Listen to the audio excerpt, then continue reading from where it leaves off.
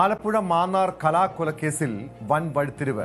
കലയുടെ മൃതദേഹം മറവ് ചെയ്തെന്ന് പോലീസ് കരുതുന്ന സെപ്റ്റിക് ടാങ്കിൽ നിന്ന് ശേഖരിച്ച സാമ്പിളുകളുടെ പരിശോധനയിൽ മൃതദേഹാവശിഷ്ടങ്ങൾ കണ്ടെത്താനായില്ല. രാജീവ് ഗാന്ധി ഇൻസ്റ്റിറ്റ്യൂട്ട് ഓഫ് ബയോടെക്നോളജിയിൽ നിന്ന് ലഭിച്ച റിപ്പോർട്ടിലാണ് സ്ഥിരീകരണം. 15 വർഷങ്ങൾക്ക് മുൻപ് കാണാതായ കലയെ ഭർത്താവ് അനിൽകുമാർ കൊന്നു കുഴിച്ചുമൂടിയെന്നായിരുന്നു കേസ്. ഇതോടെ ഇസ്രായേലിലുള്ള മുഖ്യപ്രതിയായ അനിൽകുമാറിനെ നാട്ടിലെത്തിക്കാനും അന്വേഷണ സംഘത്തിന് ബുദ്ധിമുട്ടാകും. വിവരങ്ങളുമായി ആലപ്പുഴയിൽ നിന്ന് ശരണ്യ സ്നേഹജൻ ചേരുന്നുണ്ട്. ശരണ്യ, ഏറെ പ്രമാദമായ, കാരണം വർഷങ്ങൾക്ക് ശേഷമാണ് ദൃശ്യം സിനിമ ഇറങ്ങുന്നതിന് മുൻപേ ദൃശ്യം മോഡലിൽ ഒരു കൊലപാതകം നടന്ന വാർത്ത കേരളമേറെ ചർച്ച ചെയ്തത്. ഈ വിഷയത്തിൽ പക്ഷേ പോലീസിനെ സംബന്ധിച്ച് നിർണായകമായിട്ടുള്ള തെളിവായിരുന്നു സെപ്റ്റിക് ടാങ്കിൽ നിന്നും ശേഖരിച്ച സാമ്പിളുകൾ. പരിശോധനയിൽ മൃതദേഹാവശിഷ്ടങ്ങൾ കണ്ടെത്താനായിട്ടില്ല. ഇനി എങ്ങനെ ഈ കലയുടെ കൊലപാതകവുമായി ബന്ധപ്പെട്ട കേസിൽ പോലീസിനെ സംബന്ധിച്ച് എങ്ങനെ ഈ അന്വേഷണം മുന്നോട്ട് കൊണ്ടുപോകാൻ കഴിയും?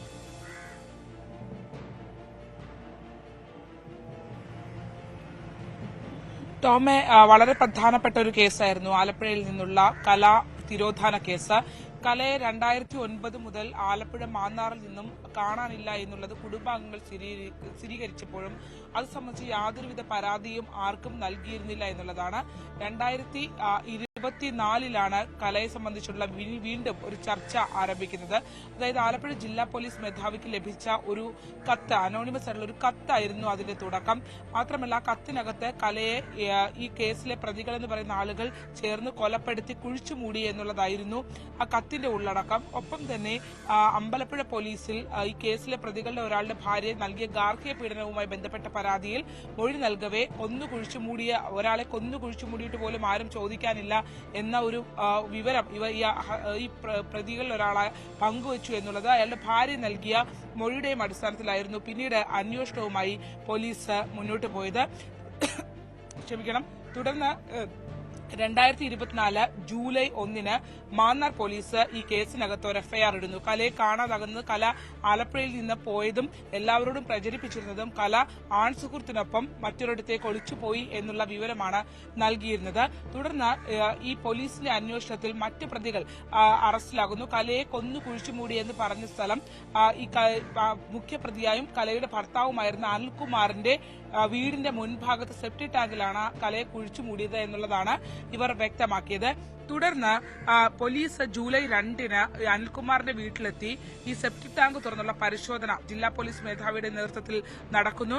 തുടർന്ന് സെപ്റ്റിക് ടാങ്കിൽ നിന്ന് ശേഖരിച്ച വസ്തുക്കൾ, മൃതദേഹാവശിഷ്ടങ്ങൾ എന്ന് കരുതി ശേഖരിച്ച വസ്തുക്കൾ രാജീവ് ഗാന്ധി ഇൻസ്റ്റിറ്റ്യൂട്ട് ഓഫ് ബയോടെക്നോളജിയിൽ പരിശോധനയ്ക്കായി നൽകുകയും ചെയ്യുന്നു.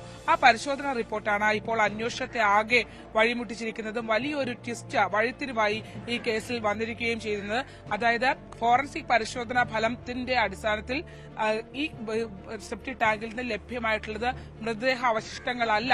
അതായത് കലയുടെ മൃതദേഹം ആ സെപ്റ്റിക് ടാങ്കിൽ നിന്ന് ശേഖരിച്ച സാമ്പിളുകളിലോ അതിനകത്തോ ഇല്ല എന്നുള്ള വിവരമാണ് ഇപ്പോൾ സ്ഥിരീകരിക്കപ്പെട്ടിട്ടുള്ളത്.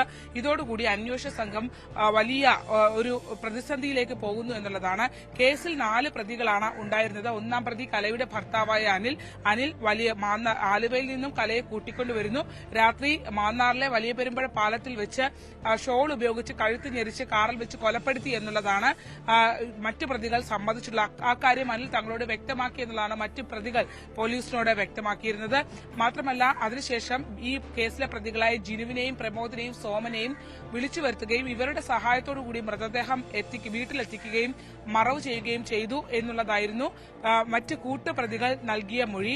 പക്ഷെ അതേസമയം ഈ കൂട്ടുപ്രതികൾ അറസ്റ്റിലാവുമ്പോഴും അനിൽകുമാർ ഇസ്രായേൽ തന്നെയായിരുന്നു. ഇസ്രായേലിലേക്ക് പോയ ഇയാളെ വീട്ടുകാരിൽ സമ്മർദ്ദം ചെലുത്തിയും അന്വേഷണ സംഘം ഈ നാട്ടിലേക്ക് എത്തിക്കാൻ ശ്രമിച്ചെങ്കിലും അത് വിജയിച്ചില്ല എന്നുള്ളതാണ്. മാത്രമല്ല, ഇയാൾക്കായി ഒരു റെഡ് കോർണർ നോട്ടീസ് പുറപ്പെടുവിക്കുന്നതിന് വേണ്ടിയുള്ള പ്രൊസീജിയറിലേക്ക് കടന്നപ്പോൾ അന്വേഷണ സംഘത്തിന് അതും തിരിച്ചടിയായി. കാരണം ഈ മൃതദേഹത്തിന്റെ സാമ്പിൾ കിട്ടാത്ത കൊണ്ട് തന്നെ, അല്ലെങ്കിൽ മൃതദേഹം എവിടെയെന്ന് സ്ഥിരീകരിക്കാനാകാത്തത് കൊണ്ട് തന്നെ ഈ കേസിനകത്ത് കുറ്റപത്രം ഇതുവരെ സമർപ്പിക്കാൻ മാന്നാർ പോലീസിന് കഴിഞ്ഞില്ല. ഇപ്പോൾ ചെങ്ങന്നൂർ ഡിവൈഎസ്പിക്കാണ് അന്വേഷണ ചുമതലയുള്ളത്. ഈ കേസിനകത്ത് കുറ്റപത്രം സമർപ്പിക്കാൻ കഴിയാത്തതുകൊണ്ട് റെഡ് കോർണർ നോട്ടീസ് അനുവദിക്കാനാവില്ല എന്നുള്ളൊരു കാര്യം കൂടി വന്നതോടെ അന്വേഷണ സംഘം കൂടുതൽ പ്രതിസന്ധിയിലായി. ഇപ്പോൾ ബ്ലൂ കോർണർ നോട്ടീസ് അവശിഷ്ടങ്ങൾ കണ്ടെത്താനാകാത്തതുകൊണ്ട് ഇനി പോലീസ് ഏത് തലത്തിലായിരിക്കും ഇത് ഈ കേസിന്റെ അന്വേഷണം നടത്തുക? മറ്റെവിടെയെങ്കിലും ഈ മൃതദേഹം കുഴിച്ചിട്ട് കാണുമോ?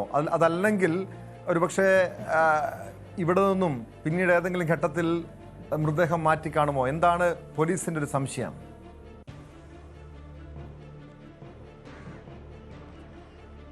അത്തരമൊരു കാര്യം ഇതിനകത്ത് സംഭവിച്ചിട്ടുണ്ടാകാം എന്നുള്ള സംശയങ്ങൾ നിലനിൽക്കുന്നുണ്ട്. കാരണം ഈ ആളുകൾ ബന്ധുക്കൾ അറിഞ്ഞാണല്ലോ ഈ പ്രത്യേകിച്ച് ഒരു സാക്ഷിമൊഴി കൂടി ഈ കേസിനകത്ത് ഉണ്ടായിരുന്നു. അതായത് ഇയാളുടെ അനിൽകുമാറിന്റെ വീടിനോട് ചേർന്ന് തൊട്ടടുത്ത് ചായക്കട നടത്തുന്ന അയൽവാസിയായ വ്യക്തി ഇവരെ പുലർച്ചെ ഇവിടെ കാറുമായി വരുന്നതും മറ്റു കാര്യങ്ങൾ ചെയ്യുന്നതുമായി കണ്ടെന്നുള്ളൊരു സാക്ഷിമൊഴി കൂടി ഉണ്ടായിരുന്നു. ഒരുപക്ഷെ അന്ന് ഇദ്ദേഹം ഇത് ശ്രദ്ധിച്ചിട്ടുണ്ടായെന്ന് കണ്ടിട്ടുണ്ടാവും, അല്ലെങ്കിൽ അങ്ങനെ ചിന്തിച്ചിട്ടുണ്ടാവും. അല്ലെങ്കിൽ ഒരു പടി കൂടി കടന്ന് അനിൽകുമാർ ആ മൃതദേഹം അത് ടാങ്കിൽ നിന്നും ഇവരുടെ അറിവോടുകൂടി അവിടെ മൂടിയിട്ട് പിന്നീട് അത് എവിടേക്കോ മാറ്റിയിട്ടുണ്ടാവും. അല്ലെങ്കിൽ ആ ടാങ്ക് ഈ പ്രതികൾ പറയുന്നത് പോലെയല്ല, ടാങ്ക് വൃത്തിയാക്കി പൂർണ്ണമായി അതിൽ നിന്ന് എല്ലാം നീക്കം ചെയ്തിട്ടുണ്ടാകും എന്നുള്ളൊരു നിഗമനം അന്വേഷണ സംഘത്തിലുണ്ട്. മറ്റൊന്ന്, ആ വീട്ടിൽ തന്നെയുള്ള മറ്റൊരു സെപ്റ്റിക് ടാങ്ക് കേന്ദ്രീകരിച്ചും സംശയം പോലീസിന് നിലനിൽക്കുന്നുണ്ട്. പക്ഷേ ഈ കേസിലെ ഏറ്റവും പ്രധാനപ്പെട്ടത് കൊല്ലപ്പെട്ടു എന്ന് പറയുന്ന അന്വേഷണ സംഘം പറയുന്ന കല എവിടെ, അല്ലെങ്കിൽ കലയുടെ മൃതദേഹം എവിടെ എന്നുള്ളത് ഒരു വലിയ ചോദ്യചിഹ്നമാണ്. അതിനുള്ള ഉത്തരം അന്വേഷണ സംഘത്തിന് കണ്ടെത്താതെ ഈ കേസിൽ അധികം മുന്നോട്ട് പോകാൻ കഴിയില്ല എന്നുള്ളതാണ്. അതിൽ ഈ കേസിന്റെ ചുരുളഴിക്കേണ്ടയാൾ അനിൽകുമാറാണ്. അയാളെ നാട്ടിലേക്ക് എത്തിക്കാൻ കഴിയാത്തൊരവസ്ഥ പോലീസിനുണ്ട്. അതായത് കൊല്ലപ്പെട്ടുവെന്നും കുഴിച്ചുമൂടാൻ സഹായിച്ചുവെന്നും ഒക്കെയുള്ള മൊഴികൾ നിൽക്കുമ്പോൾ തന്നെയാണ് ആ കേസിൽ ഇപ്പോൾ മൃതദേഹം കണ്ടെത്താനുള്ള സാഹചര്യം ഇല്ലാതെ പോലീസ് കുഴയുന്നത്. ടോം.